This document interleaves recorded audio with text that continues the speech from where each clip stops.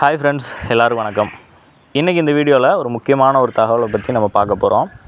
இந்த விஷயம் பார்த்திங்கன்னா ரொம்பவே சிம்பிளான ஒரு விஷயந்தான்.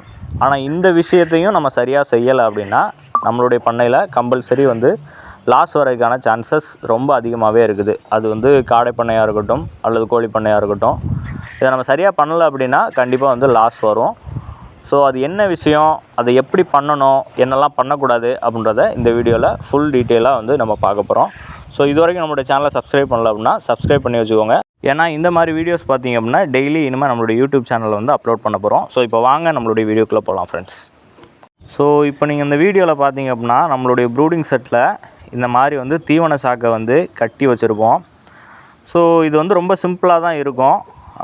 மெஜாரிட்டி பெரிய பெரிய பண்ணையாளர்கள் பார்த்திங்கன்னா இதில் தார்பாய் வச்சு கட்டுவாங்க. ஆனால் நம்மக்கிட்ட தார்பாய் கட்டியிருந்தது கிழிஞ்சிருச்சுன்றதுனால இந்த சாக்கை வச்சு கட்டியிருக்கோம்.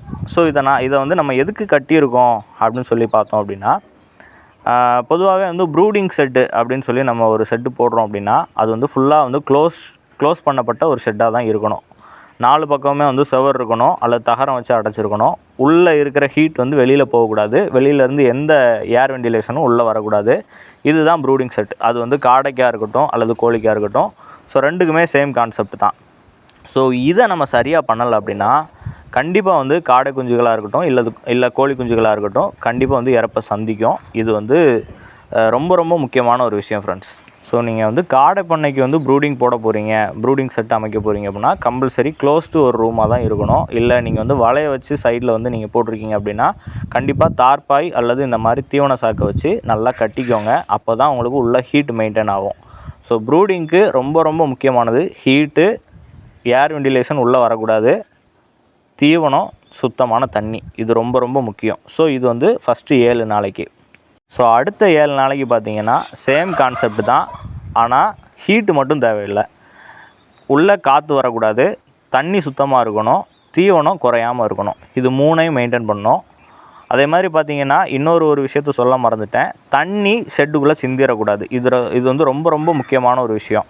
நம்ம வைக்கிற தண்ணி சிந்திருச்சு அப்படின்னா அடுத்த டைம் அதே இடத்துல தண்ணி வைக்காமல் வேறு ஒரு இடத்துல ட்ரிங்கரை மாற்றி வச்சுட்டு தண்ணி சிந்தி இருக்கிற இடத்துல இருக்கக்கூடிய அந்த வேஸ்ட்டை அள்ளிட்டு அந்த இடத்துல புதுசாக மஞ்சு அல்லது தேங்காய் நார் ஏதோ ஒன்று போடுறதுக்கு ஃபஸ்ட்டு நம்ம ரெடி பண்ணி வச்சுக்கணும் ஃப்ரெண்ட்ஸ். ஸோ செகண்ட் வீக்கில் கண்டிப்பாக பார்த்திங்க அப்படின்னா இந்த சாக்கை நம்ம எடுத்துடக்கூடாது. இது ரொம்ப முக்கியம். ஸோ அடுத்து பார்த்திங்கன்னா 3ஆவது வாரம் நம்ம காடை குஞ்சுகள் வளர்க்கும்போது பார்த்திங்கன்னா இந்த சைடில் இருக்கிற தார்பாய் அல்லது இந்த சாக்கை டோட்டலாகவே எடுத்துடணும். சரிங்களா?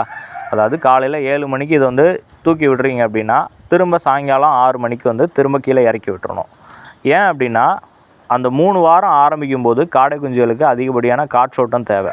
ஸோ அந்த காற்றோட்டம் எவ்வளோக்கு எவ்வளோ அது கிடைக்குதோ அப்போ தான் பார்த்திங்கன்னா குஞ்சுகள் ஆரோக்கியமாக வேகமாக வளரும். ஸோ இப்போ காற்றோட்டம் வேணும், சுத்தமான நீர் வேணும், அதே மாதிரி அதிகப்படியான தீவனம் எடுக்கிறதுக்கான ஒரு ஸ்டேஜ் தான் இந்த 3ஆவது வாரம். அதனால் தீவனம் குறையாமல் இருக்கணும். ஸோ இதை பண்ணோம் அப்படின்னா கம்பல்சரி காடை நல்ல ஒரு வெயிட் வரும் ஃப்ரெண்ட்ஸ். ஸோ அடுத்ததாக 4ஆவது வாரம் ஆகக்கூடிய காடைக்கும் இதே கான்செப்ட் தான். சுத்தமான தண்ணி இருக்கணும், தீவனம் இன்னும் அதிகமாக சாப்பிடும், தீவனம் குறையாமல் இருக்கணும். காலையில் 7 மணிலேருந்து சாயங்காலம் 6 மணி வரைக்கும் கம்பல்சரி அந்த தார்பாய் மேலே ஏற்றி கட்டிடணும். காற்றோட்டம் நல்லா இருக்கிற மாதிரி செட் பண்ணி வச்சுக்கணும். ஸோ நான் சொன்ன இந்த 4 வாரமுமே பார்த்திங்க அப்படின்னா உள்ளே லைட் ஒரு எல்இடி பல்பு கம்பல்சரி போட்டணும் ஃப்ரெண்ட்ஸ். ப்ரூடிங் செட்லேயுமே எமர்ஜென்சி எல்இடி பல்ப் போட்டிங்கன்னா ரொம்பவுமே பெஸ்ட்டு. ஏன்னா கரண்ட்டு போகும்போது காடை குஞ்சுகள் பயந்து ஒன்று மேலே ஒன்று ஏறி குமிஞ்சி இறக்க ஆரம்பிச்சிடும். அதனால் பார்த்திங்கன்னா ஒரு வெளிச்சத்துக்காக ஒரு எமர்ஜென்சி எல்இடி பல்ப் போட்டிங்கன்னா ரொம்ப பெஸ்ட்டாக இருக்கும். ஸோ இந்த தார்பாய் நம்ம கட்டுறதுனால இவ்வளோ விஷயங்கள் இருக்குது. நிறைய பண்ணையாளர்கள் பார்த்திங்க அப்படின்னா அந்த தார்பாய் ஏன் கட்டுறோம், எதுக்கு கட்டுறோன்றதே தெரியாமல் சும்மா கட்டிட்டு மழை டயத்தில் பார்த்திங்கன்னா ஏற்றி வச்சுருப்பாங்க, வெயில் டயத்தில் இறக்கி விட்டுருப்பாங்க. ஸோ அந்த மாதிரிலாம் பண்ணாதீங்க. கண்டிப்பாக இந்த தார்பாய் நீங்கள் போடும்போது பார்த்திங்க அப்படின்னா உங்களுக்கு அந்த டெத் ரேஷியோ, மார்ட்டாலிட்டி ரேஷியோ ரொம்பவே குறையும். ஸோ இதை கரெக்டாக ப்ராப்பராக மெயின்டைன் பண்ணிங்க அப்படின்னா உங்களுடைய காடை பண்ணையில் லாஸ் அப்படிங்கிறது வராது, டேமேஜே இருக்காது. குஞ்சுகள் ஸோ மேக்ஸிமம் பார்த்திங்க அப்படின்னா 2% 5% வரைக்கும் தான் மார்ட்டாலிட்டி பர்சன்டேஜே இருக்கும். ஸோ இது நார்மலான ஒரு பர்சன்டேஜ் தான். இப்படி மெயின்டைன் ஆச்சு அப்படின்னா மட்டும்தான் அந்த ஃபார்ம் நல்லா போகுதுன்னு அர்த்தம் ஃப்ரெண்ட்ஸ்.